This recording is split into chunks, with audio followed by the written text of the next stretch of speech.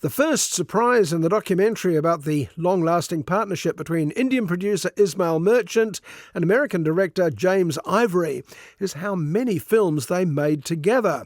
43 films from 1961 to 2007, though not all of them were as memorable as their best-known classics: A Room with a View, Howard's End, The Remains of the Day and Morris.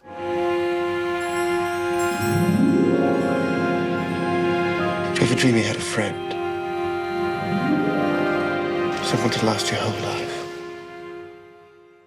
But there are many surprises for even the biggest fans of the Merchant Ivory brand, including how they met in India and how their first big hit was a lightly fictionalised story about English national treasure Felicity Kendall's family. The Kendalls had been long based in India, a travelling theatre group like the one in Shakespeare Walla. For you, I give up anything. You only have to ask. Merchant Ivory's career started with a hiss and a roar thanks to a gifted writer, another expat like James Ivory. Her name was Ruth Prava Jabvala, and despite her Indian married name, she was brought up German-Jewish before escaping to India. In many ways, she was the team's secret weapon. It was invariably the scripts of the films that seduced the stellar casts they always attracted.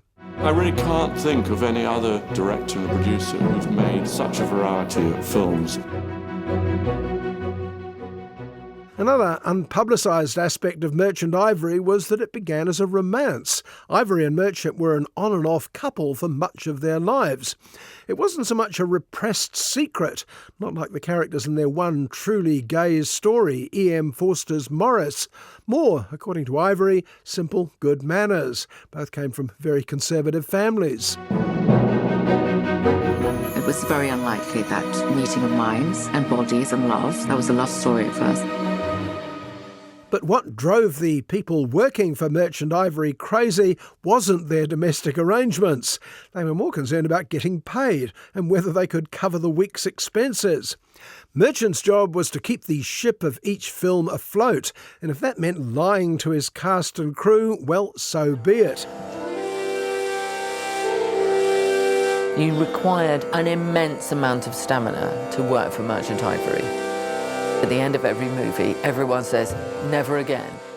The behind-the-scenes account of the making of these marvellous films sounds more like war stories from the B-movie factory of Roger Corman. Costs were cut, promises were broken, actors were bullied, seduced and guilt-tripped. And yet the end results were often some of their star performers' best work. You always felt that you were in the presence of really fascinating pirates. Hugh Grant in Morris and Remains of the Day, Emma Thompson and Anthony Hopkins in Remains of the Day and Howard's End, Judi Dench, Helena Bonham Carter, Daniel Day-Lewis, dozens more, including the always brilliant, always exasperating Vanessa Redgrave. The more you love someone, the more you're ready to disagree with them. In those days, film sets crackled with subliminal lust. There was a sense of family about it. People arguing with each other, but believing in the end we would survive any argument that we had. The people responsible for James Ivory's beautiful pictures, the cinematographers, sets and costume designers, offered a rather more jaundiced view of the team, particularly producer Merchant.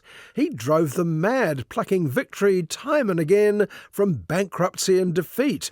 "I gave you an Oscar," he famously said once. "Why do you need paying?"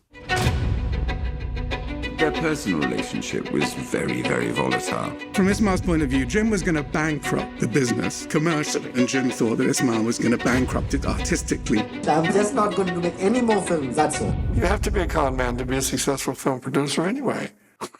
Go to Merchant Ivory for the gossip, and there's lots of wildly entertaining gossip throughout, particularly from the old team of Emma Thompson and Hugh Grant. But you'll stay for the movies, the ones you know and can't wait to see again, and the ones you don't and can't wait to make their acquaintance. There has to be a special feeling about your work, a passion about your work. And if that is the case, then it never dies, you see. Anything is possible. The last surviving member of the team is James Ivory, who recently won an Oscar, his first, for the script to the Timothée Chalamet movie Call Me By Your Name. He was 89. It seemed unfair that he wasn't accompanied by Merchant and Jabvala, but for many people, they were there anyway. For years and years, I remember, things got so bad. I wondered how they had the courage to carry on. But they always did.